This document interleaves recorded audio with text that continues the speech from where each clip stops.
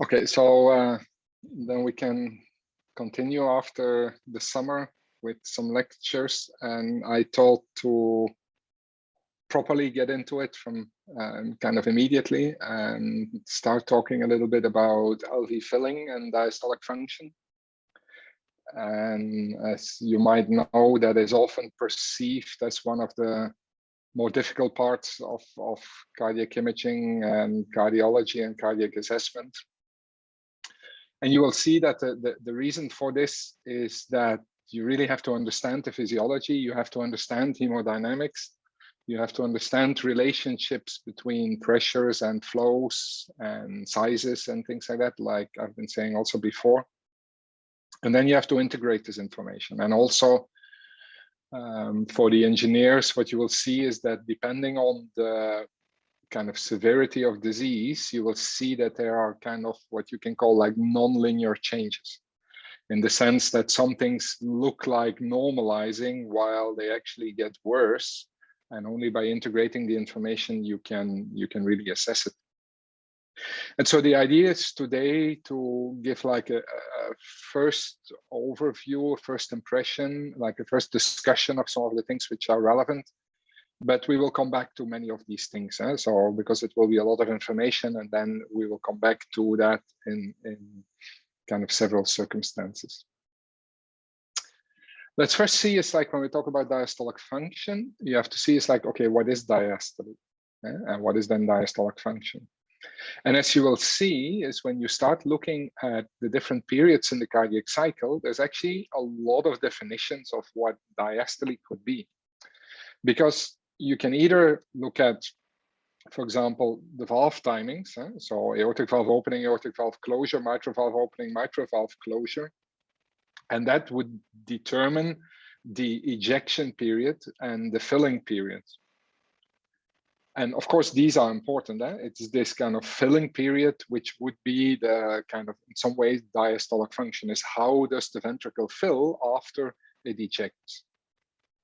But when you look at the periods that are involved in there, then you also have to look at the isovolumic periods. So when a valve closes and before a valve opens, there's like an isovolumic period, an isovolumic relaxation period, or an isovolumic contraction period. And these isovolumic periods are actually quite important because they tell us something also about kind of pressure differences and, as we can see later on, elasticity or elastic forces or elastic stored forces in some ways in the ventricle. And so they are actually also quite important. And then when we look at these different timings, then what you can see there is also when we look at filling. So we first have rapid filling or early filling. Then we very often, depending on the heart rate, of course, but with a relatively slow heart rate, we have a period of diastasis where actually nothing is happening. And then we have atrial contraction. And atrial contraction, of course, is intrinsically related to filling because it's one part of the filling. And you will see that these two components of filling, this early rapid filling and the atrial contraction, are both important. And they will become important also depending on disease. Like, for example, a very young person, they actually don't need any atrial contraction. So they can live without atria in brackets. But when you become older or when you start to get cardiac dysfunction, then the atrial contraction is actually crucial. And understanding this is also quite important. And so these are then looking at different time periods. So where is your definition of diastole? The other thing is also you could look at strain curves, local deformation, because in principle, it's the kind of relaxation, the kind of stretching again of the tissue after the contraction of the tissue. That is in principle inducing the filling. So that is also diastole, also relaxation.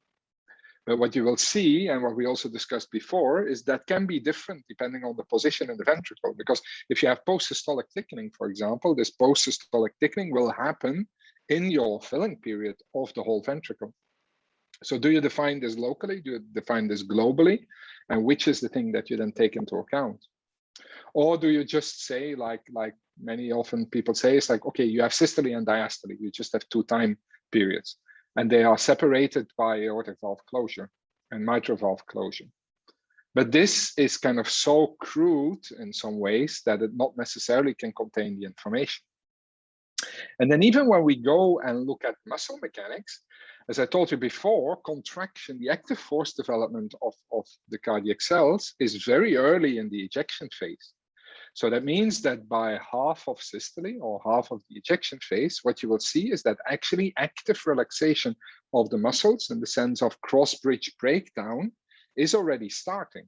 So your diastole in some ways, or your active relaxation, your active diastole is in this time period. So from half of ejection until probably just after the early filling period.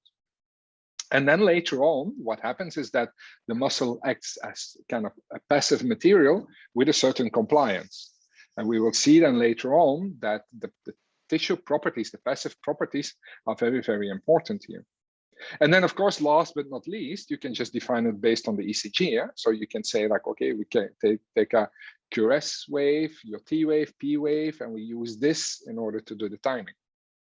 And as you will see, because all of these are related to different things, different parts of physiology, different parts of kind of hemodynamics or fluid mechanics, you will see that depending on what you're looking at, you might use a different definition. But also, if you want to have a full analysis, a full assessment, you will actually have to look at all of them at the same time, because of course they are interrelated. And we will come back to that in the next slides and in some of the next lectures. Now, one of the things which I think is also important is in some ways is like, why do you assess diastolic function, and at which point does it become really a problem? We know that systolic function, if you have a huge infarction, then you lose a lot of your muscle and you're not able to do your ejection. Or you have extremely high pressure loading, then also you have problems in order to do the ejection. But on the other hand, you can also have heart failure, which is based on filling. So because you don't fill well enough. And this is like what we call the heart failure preserved ejection fraction. We're not going to go very much in detail. I show you now a couple of things which are now relevant, and we'll come back to that later on. But keep in mind, as we probably have mentioned before also, it's like heart failure is not a disease. Heart failure is a syndrome where you typically have symptoms. So that is the most important. And then what you then see is that you have some signs that you can assess, but they are caused by structural or functional cardiac abnormalities, so that you have a reduced cardiac output or elevated intracardiac pressure.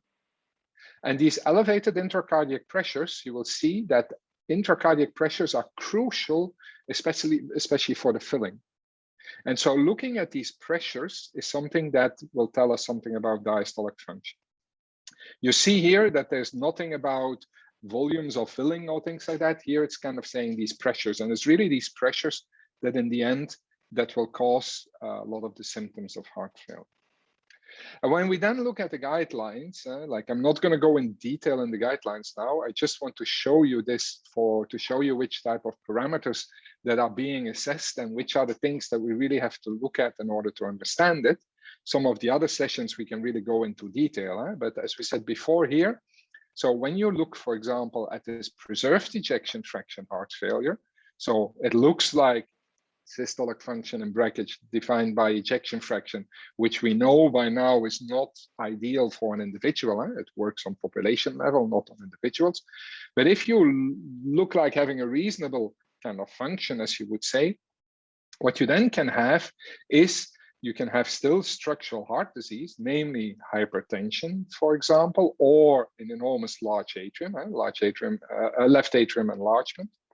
or diastolic dysfunction. Now, the question is, what is this diastolic dysfunction? It's very vague. So we have to go a little bit in more depth and try to understand what's going on. And one of the things that you also see in guidelines is that, and unfortunately is really at the end, what happens is there you have to look at the specific etiology. And if you can see from the previous classes that I've been giving, it's like trying to understand the underlying etiology. So what is wrong with the heart? And what does this cause for cardiac mechanics, for cardiac hemodynamics? And can we find specific ways in order to discriminate this? This is actually crucial because a lot of the kind of evolution, prognosis, and therapy is actually depending on this. But this is also one of the most difficult parts because you really need to integrate all this information of physiology and so on in order to do that.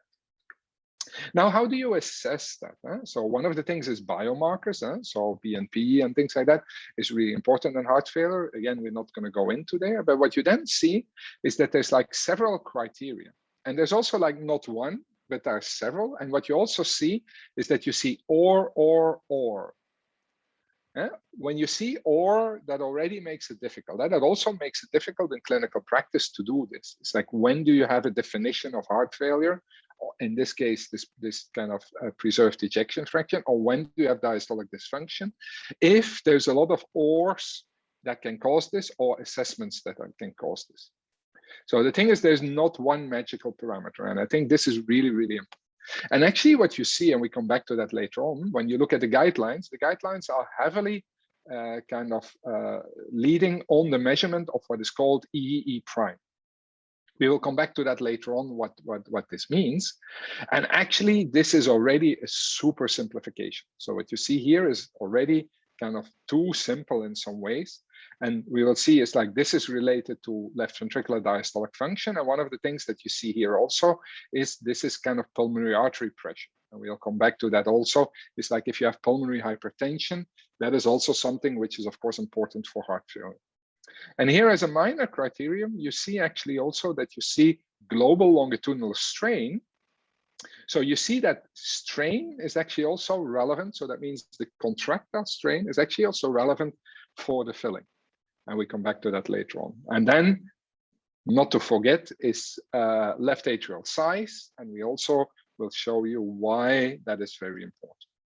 So what you see is that here, diagnosis is made on a number of criteria, a number of major, a number of major criteria. As I said, making it difficult. And what I think that we should always try to do is try to find this etiology, because every etiology will result in a different combination of these parameters. And then the question is, of course, can we do that in clinical practice? Can a clinician very easily do that? Or do we need at some point some kind of tools in order to help that? And as you know, the research that we're doing in machine learning, for example, is towards this, is towards trying to recognize patterns in different measurements and find combinations that could be linked to, for example, some of these different etiologies.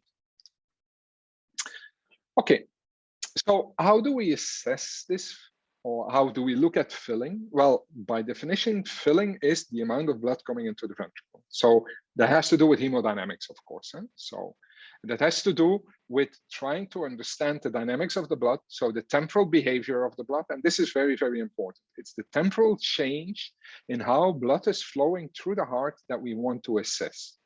Would this be normal? Would this be abnormal? And what is the reason why this temporal behavior is changing? And as we said also before, the heart failure is related to cardiac output, so the amount of blood that can go through the heart, and through the pressures that are related to this. And so some of the things that you can look at then when we want to look at the temporal behavior of the blood, and we mentioned that already before, like when I was talking about how you assess hemodynamics with Doppler. Now we're going to try to apply this a little bit more. So what you want to know is, of course, what are the resulting displacements of volume. So during the cardiac cycle. So in which cycle? So what is the stroke volume, for example? So how much is being pushed out with every heartbeat? Because also that is related to how much can come in. Because always keep in mind that although people often think of systolic function, diastolic function separately, but they're of course intrinsically related. You can only eject what you previously filled, and you can only fill if you have ejected something. So they are intrinsically coupled, one heartbeat to the other. And so these volumes are important. And especially there, what we said before also is like when you have, for example, regurgitant volumes, that is quite important, or when you have like leaking valves or things like that, or shunts. So this makes that these volume displacements can maybe be high, but not, for example, related to proper oxygenation or bringing the nutrition towards the body where it needs to be. Then these things, and especially pressures, are of course influenced by the valve geometry. We're not going to go in detail here now. We already discussed this a little bit when we talked about pressure and volume overload. But the things that are important, because we know that you can only have flow if you have a pressure gradient. So by definition, a fluid can only be displaced if there's a pressure gradient that is actually displacing this. So these pressure gradients are super important. And so we have, of course, the gradient between the ventricle and the atria. So if you have blood coming into the ventricle, it, of course, comes through the atrium in a normal kind of morphology. So that means that the pressure difference between the two, between the atria and between the ventricle, that is really important. Then, of course, for the output, as we said before, is the pressure that the ventricle developed as compared to the pressure of the large artery. So in case of the left ventricle, then the aorta. So, of course, you can only have ejection if this pressure difference at some point becomes high enough. So that is quite important. And then the things that are important, so the pressure differences is driving the flow. But of course, in order to generate pressure differences, then of course the absolute pressures are very important, and especially the end diastolic left ventricular pressure is important. The left atrial pressure is important, and then the pulmonary artery pressure, so at the right side, is also quite important. And you have to keep in mind that these pressures and those pressure gradients are actually generated by the myocardium. So that means, by definition, the myocardial function, as we said before, for example, looking at strain, that is also quite important. And so in order to understand this kind of motion of the blood and then the filling period and the diastole, what we need to do is we need to look at these pressures, trying to understand these pressures and how these pressures would introduce volume displacements or flows. And so you typically can already imagine that we're going to try to assess velocities of flow and try to infer from that the pressures. Now, let me really quickly come back to a slide that I've been showing before, so which is talking about function, which is talking about, in this case, systolic function. And so what we said before, what is important for that is active contraction of the myocyte, because that contraction will build up the pressure that then can open the valve and then can start a deformation that will displace the volume towards the periphery. And what is important here is these values of course, the afterload, so the pressures that need to be developed. As we said before, this elasticity is really important. The fiber orientation is important, and interaction of segments is also important. And the elasticity, you can already imagine, is what I mentioned before, is so you have a ventricle that starts to contract, that starts to deform. So if the ventricle is stiff for one reason or the other, you will first of all need more force in order to deform it. So you really need more contractile force to eject with a stiff ventricle. But what is obviously more important is that also for this relaxation, for this recoil in some ways, and that is determining a lot of the filling, of course, elasticity is also a very important component. Because keep in mind that when we look at how the myocardium works, or when we really look at intrinsically at the cells, so what happens is that the cells are contracting, but the cells are actually connected to each other with, for example, titin. I've been showing that before. And titin is actually a spring, is a mechanical spring. So what happens is that during contraction, it looks like, or you can compare it as a spring that is being kind of shortened or being loaded in some ways, so that very early on, the spring can kind of recoil and then can again increase the volume of the ventricle and start the filling. So this is important, because now when you think about also the energy that is needed in order to do this filling is coming from the ejection, first of all, because with the ejection, what you do is you eject, first of all, so you accelerate or you displace the blood towards the aorta against the pressure gradient. And so you need to increase the pressure in the left ventricle higher than the aorta in order to start the flow. And at the same time, you also need energy in order to deform the tissue, keeping in mind that this is elastic tissue, and that energy then later on is released in this early relaxation where the tissue will spring back. And then the second component that we will see is atrial contraction, which again uses energy in order to fill the ventricle better. So what I want to say here is that this interaction between the two, between the contraction and the filling later on, is already something that is important and that we always have to keep in mind. And so that's what I was just saying. So we know that we have this longitudinal component, the circumferential component, and the radial thickening during the contraction. So these are the components that we said before. So the strain component. And so where this longitudinal that is dragging the valve plane towards the apex is a really important component. And we can measure that, for example, with either strain or with measuring the displacement of the ring. And so, of course, in the filling period, what you have is that you have this recoil. So that means that the valve plane goes up again. So the valve moves towards the atrium, moves away from the apex. And so this motion of the valve, the amount of motion and the speed at which this is moving, that tells you something about how this early filling is taking place. And then similarly, of course, we have this kind of circumferential kind of lengthening again, so where it opens up. And you have, of course, the thinning that now takes place for where you had the thickening before. So similarly, like you have these components for the ejection, we will have these components for the filling, although their temporal behavior might be different. But the most important is that we have to assess this also because, of course, the displacement, the deformation is what makes that you can get the volume in. So one thing is that you need pressures in order to start the flow, but of course you need to change your volume in order to accommodate for the blood volume that you get out. And so when we want to look at filling period, what we need to do is we need to integrate this information. So we need to integrate the hemodynamics. Of course, ideally, you would do like a full 3D kind of assessment of the change in the geometry and how the blood flow is going. Now, the thing is, this is quite complex, it's difficult to measure, and it's also not always that important. So one of the things that you see, though, is here in this image is that you see that actually filling and blood coming in is actually generating vortices. And we will see that is actually partially for efficiency of the filling, because what we know before, or what we know from Newton's law, is what takes energy is to accelerate and decelerate objects. So that means that if you accelerate the blood and then you have to stop the blood in order to then accelerate again towards the aorta, that's less efficient than when you have blood coming in and then whirling around with a certain velocity and then just change direction. But that energy loss is like, there's quite some research going on. That's actually relatively small. It is, of course, creating a kind of idealized or kind of a minimal energy consumption. But what we see is in clinical practice, this doesn't seem too important.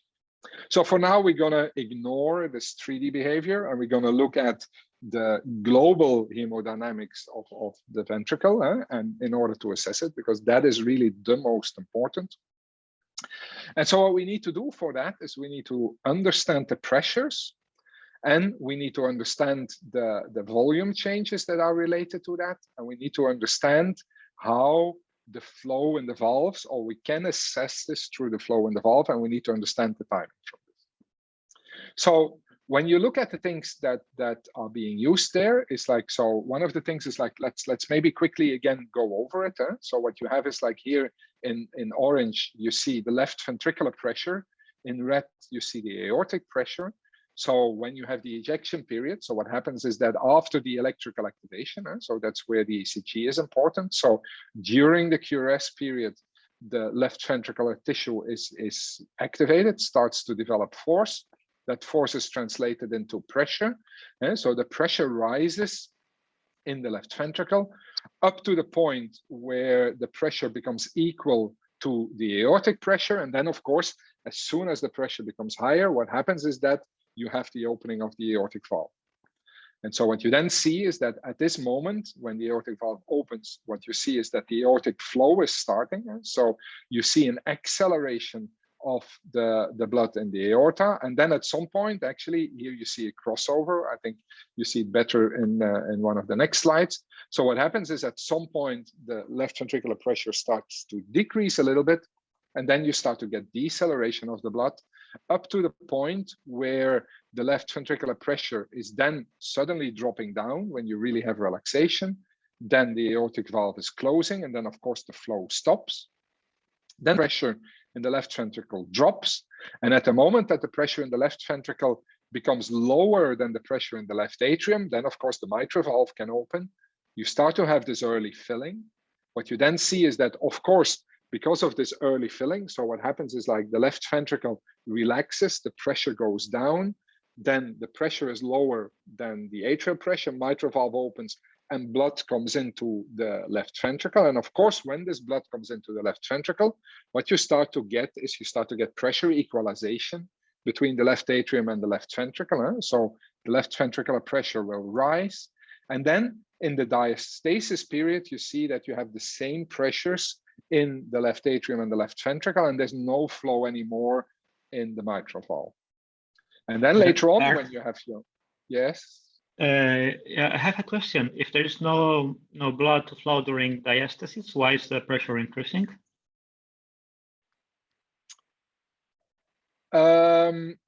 Because what you have to keep in mind is that there's of course also always blood coming from the right ventricle, from the lungs. So the atrial pressure is increasing because you start to still get blood, because here actually the flow is quasi zero, but there's still kind of increase in the pulmonary vein pressure, and so that causes still a little bit of flow. Right? It's mostly not zero, but it's almost zero. And that pressure increases due to that filling, or something else happening? No, that is really coming from the pulmonary artery, because you have to keep in mind also that the pulmonary circulation is compliant. So there's always still some kind of blood and some delay in the pressure there. And also partially this is a cartoon, so it depends. In some patients you will have this, in other patients you will have this less. But this is mostly the coupling with the lungs that you would see there. Okay. And also another question is, why do you have like a drop in pressure in left atrial pressure during systole? Or this is a cartoon as well? No, because what you get is you get that your ring goes down. So if the left ventricle contracts, the mitral ring is being pushed down and your atrium is being stretched. And so you really decrease the pressure in the atrium, and that is actually causing a lot of filling. So the systolic wave of the pulmonary vein, which is actually here. So this is the pulmonary vein flow actually that you see. So here you see during systole, because of this kind of suction effect in some ways, where the mitral valve is being dragged down, your atrium is being stretched, and then you get filling, and then you get the decrease, of course, in pressure that causes this first systolic wave in the pulmonary vein. Okay, thank you very much. So then when you come to the P wave, so then you have the electrical activation of the atrium. Of course, atrial pressure increases, and this atrial pressure increase will then cause again another filling wave into the left ventricle, and that's what we call the A wave. Now, this is aortic flow and mitral flow, and that tells us something about, of course, these pressure gradients. So because the higher this pressure gradient, the higher these velocities will be. But we'll show that in a minute. But what is very important, and this is unfortunately still quite ignored by many clinicians because it's perceived to be difficult to assess, is that there's a lot of complementary information in the pulmonary vein flow. And as I just said before, so the pulmonary vein, so that is actually the blood coming into the atrium. So that is the atrial filling and the atrial emptying in some ways. So what happens is during systole, as I just mentioned, your mitral valve is being dragged down, and there are no valves in the pulmonary vein. So that means that the atrium will fill during this period. And then, of course, at the moment that the blood is going to the atrium, then what you have is what we call like a conduit phase. So what happens is that, of course, then, as we said before, here in diastasis, you have still quite a lot of blood coming in a normal case, and that is during this diastasis period. And that is, as I just mentioned, because of the fact that your pulmonary pressures are a little bit higher than the left atrial pressures, and that causes this flow. Now, one thing which is important, and I come back to that, is of course at the moment that your atrium contracts, what happens is that the pressures in the atrium will increase because of this contraction. And that actually also means that now the atrial pressure, so the left atrial pressures, will actually become higher than the pulmonary pressures. So that means actually that you start to get, or you can get, some reversal flow in the pulmonary veins. So you have forward flow during systole, you have forward flow during diastole, and you might have reversal flow during atrial contraction. And this is actually quite important, and we come back to that later on, because this tells us something about these atrial pressures. So this is what's happening roughly. So how do we look at this? Of course, it's like what we do is we can measure the flow over the aortic valve, where we can look at how much flow is coming over there. And the amount of flow, of course, determines the stroke volume.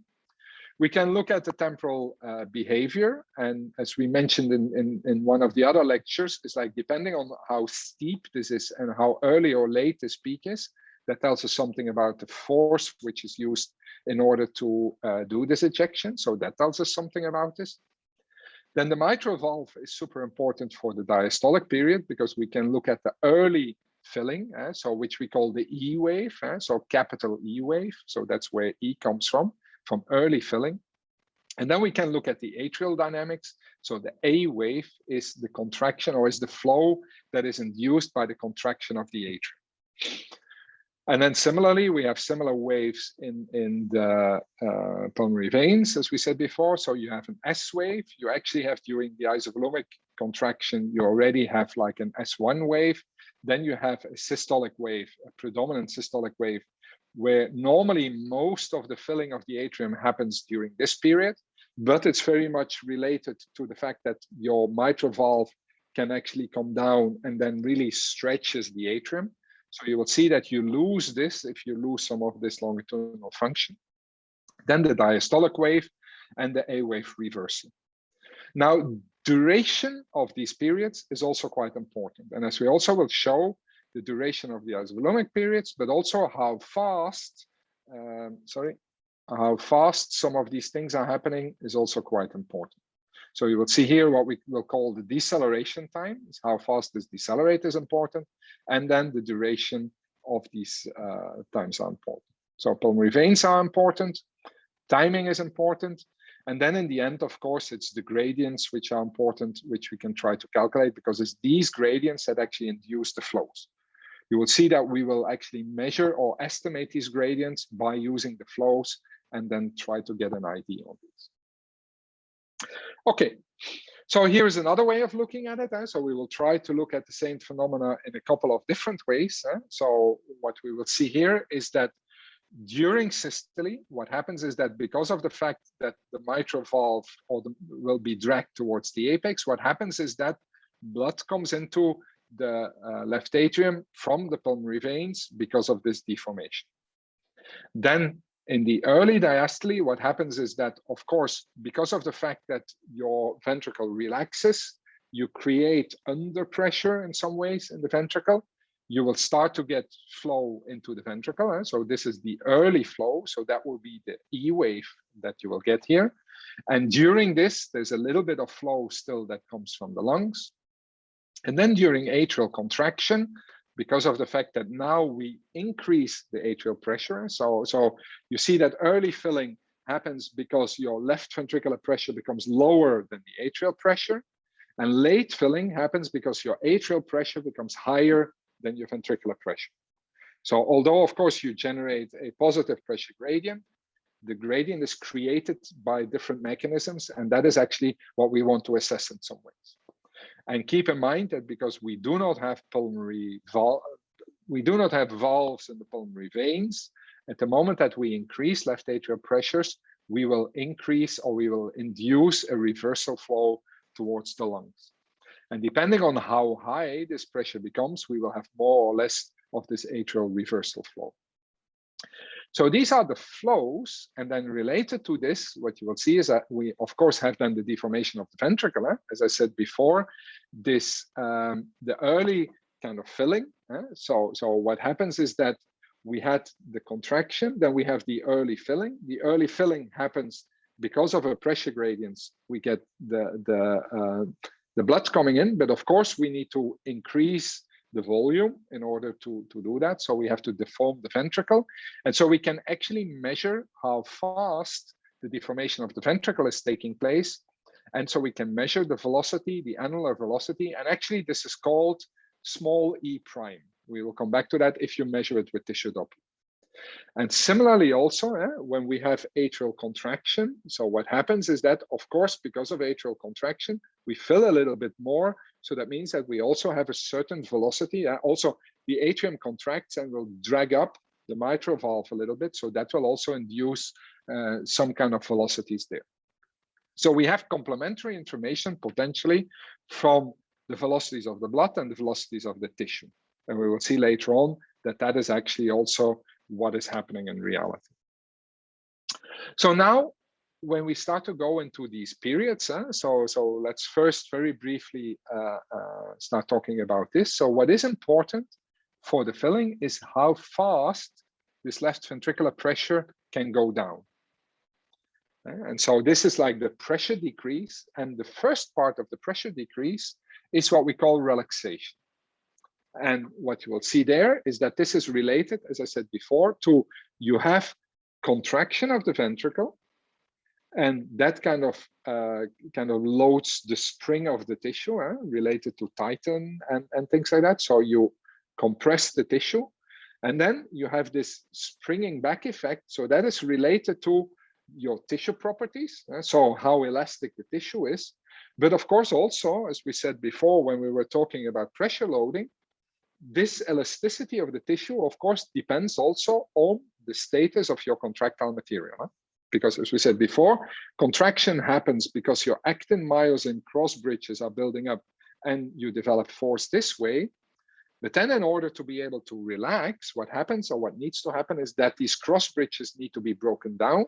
So we have to have active relaxation of the tissue, which means cross bridge breakdown needs to be over in order to be able to be very elastic, so that this kind of the spring that we build up in the tightened molecules can generate as much force as possible in order to spring back. And so depending on this combination of whether the cross bridges are indeed broken down and whether my tissue is elastic enough and the spring is loaded enough, you will see that this can go faster or go slower. So that's what we call the intrinsic relaxation. And also, you need some time for this. So this really needs time in order to happen. So if this happens very slowly in disease, then in order to get blood in there, we need much more time than when this could happen very fast. And then later on, when we have our atrial contraction, what now happens is that our atrium will contract. So you have increase in atrial pressure, and then the atrium will push blood into the ventricle. And what's now important in order to get as much blood as possible in there is that the ventricle intrinsically is elastic. So what we call the compliance of the ventricle will now determine how much the pressure has to increase in order to get more blood in there.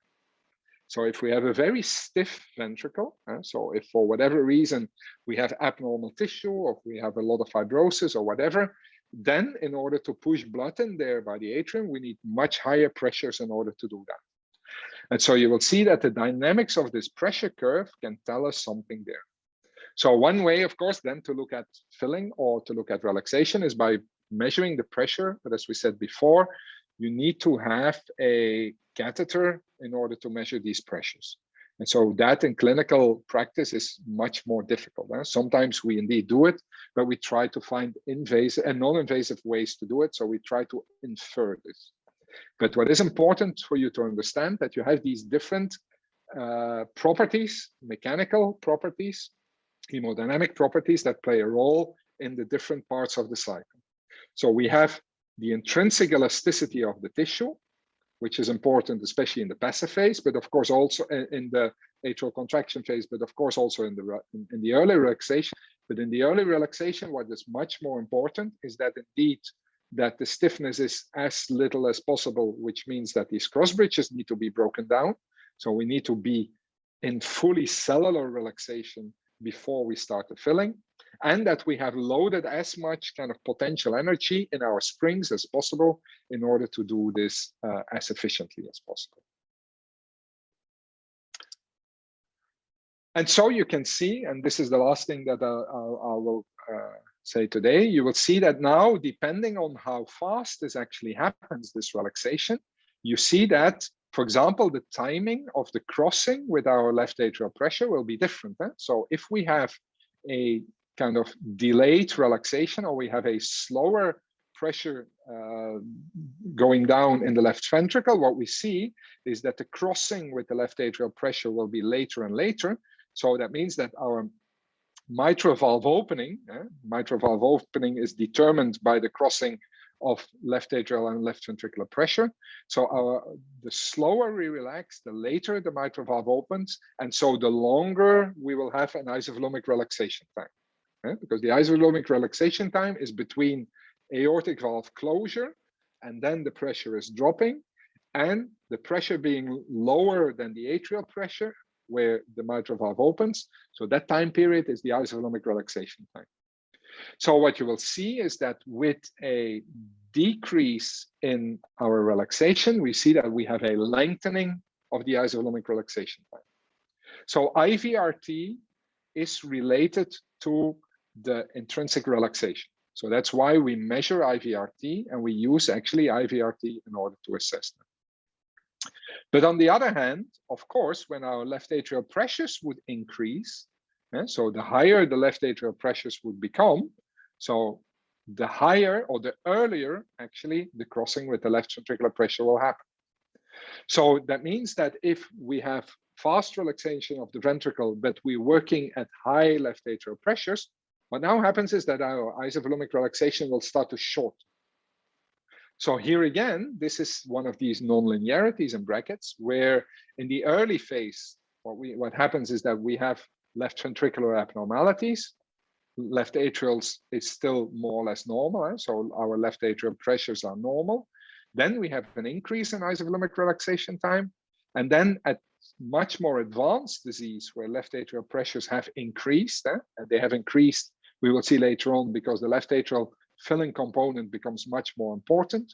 What we see now is that the IVRT will reduce again. So that means that, again, IVRT is important, but it's not the one component or not the one measurement which we will assess. And we will continue with the rest next week. Any questions about this already? So what is important in order to understand all this is you really have to think about these different physiological aspects that come into account. So we go from the tissue properties, the cellular properties, towards the kind of storage of energy, towards the hemodynamics that can induce pressure gradients, that then can induce flows that will displace the volumes. And it's the whole interaction, then together with the timing, that we have to try to understand and then try to find ways to integrate this.